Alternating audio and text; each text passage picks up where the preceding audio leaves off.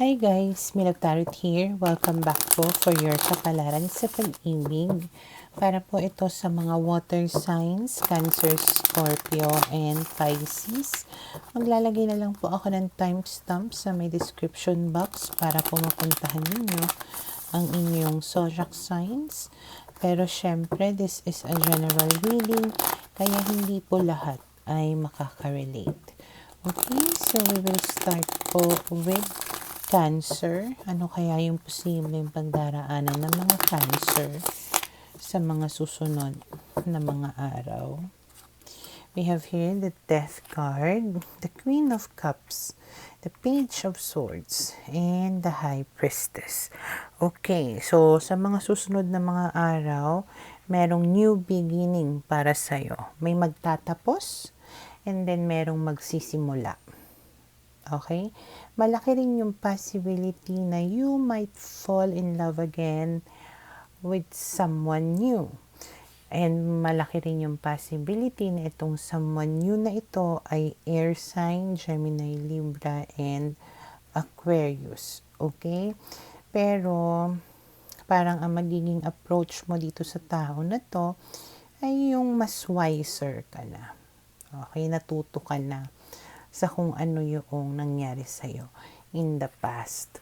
And then we have here the Four of Pentacles, the Fool, the Moon, and the Nine of Cups. So, isa sa mga baguhin mo dito is parang kung dati parang uptight ka, kung dati medyo clingy ka siguro, kung dati may pagka-possessive, obsessive ka siguro, pwedeng isa yun sa mga babaguhin mo sa sarili mo na parang mas magiging ka dito, carefree, stress-free, or yung you're loosening up.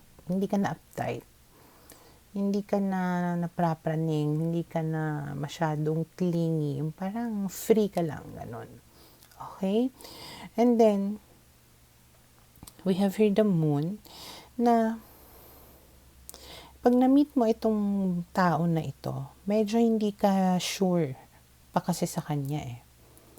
Okay? Kaya nga pumapasok dito si High Priestess na nagsasabi na mas magiging kailangan mong maging wise in dealing with this new person.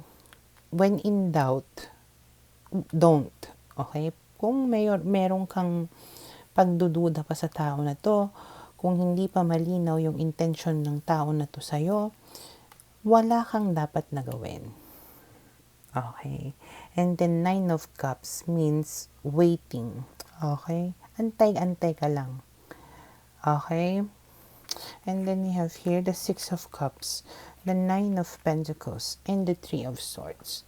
And then, habang nag-aantay ka, na parang wala kang pinoproblema, hindi ka na-pressure, ini-enjoy mo lang din siguro yung attention or yung merong nangungulit sa'yo, nagme-message sa'yo. Biglang out of nowhere, meron din makikipagbalikan sa'yo, makikipag-ayos. Pero at that time na mangyayari na yon, parang okay ka na eh. Wala ka nang pakialam sa kanya. Okay? And probably the reason why makikipag-ayos sa'yo itong tao na to is naghiwalay sila. Kung sino man yung ipinalit niya sa'yo. Okay? And then we have here the Eight of Swords and the Two of Wands. So medyo may iisip mo rin naman na kung halimbawang pagbibigyan mo itong tao na to na makipag-ayos sa'yo, baka mamaya maging helpless ka na naman. Okay? And then we have here the Chariot. So, fortunately, parang patuloy ka na lalayo sa tao na to. Okay? Parang tatakbuhan mo siya. Because you know na you deserve better than this. Okay? So, for now, ito yung nakikita ko na posibleng mangyari sa mga Cancer.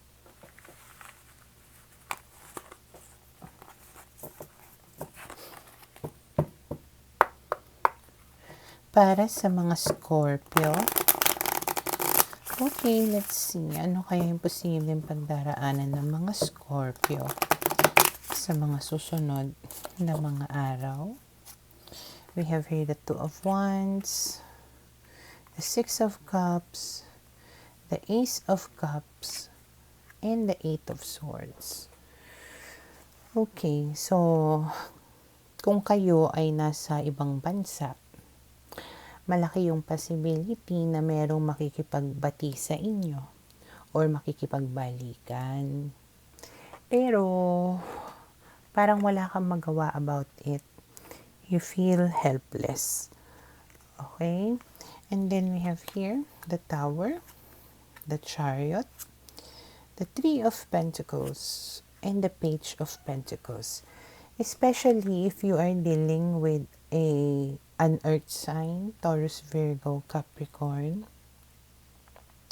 Parang hahabol-habulin ka nitong tao na to, makikipag-ayos siya sa'yo. Pero hindi naging maganda kasi yung past ninyo naging sobrang gulo. So, medyo iniisip mo dito kung makikipagbalikan ka ba or makikipag-ayos ka ba o hindi. And then, dun ka may stress actually. Kasi part of you, gusto nyo pa. Okay? Part of you, parang gusto mo siyang bigyan ng chance.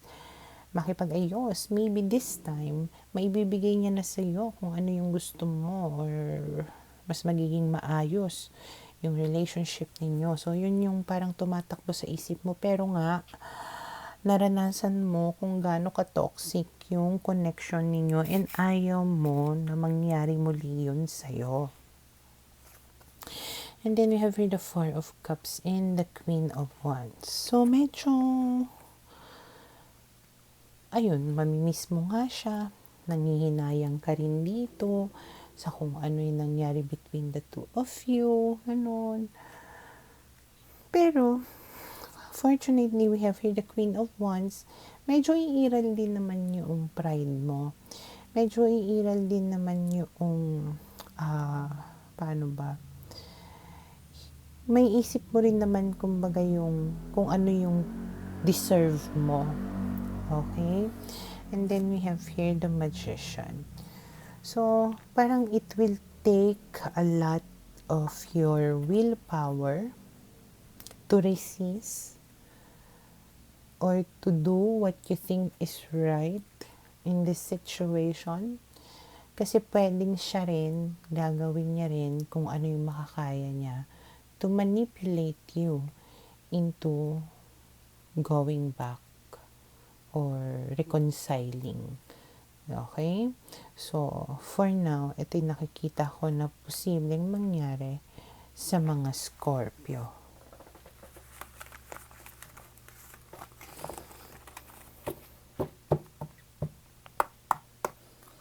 Para sa mga Pisces, okay, let's see. Ano kaya yung posibleng pagdaraanan ng mga Pisces sa mga susunod na mga araw? We have here the Page of Pentacles, the Justice card, the Ace of Wands, and the Six of Pentacles. Okay, malaki yung possibility na you are dealing with an earth sign, Taurus, Virgo, Capricorn. And mukhang gusto naman niya na itama ang kanyang mga pagkakamali. Gusto niya rin na magkabalikan kayo. Okay, na parang handa siya dito na ibigay sa'yo kung ano yung gusto mo or yung mga pangangailangan mo. And then we have here the Eight of Cups, the Queen of Wands,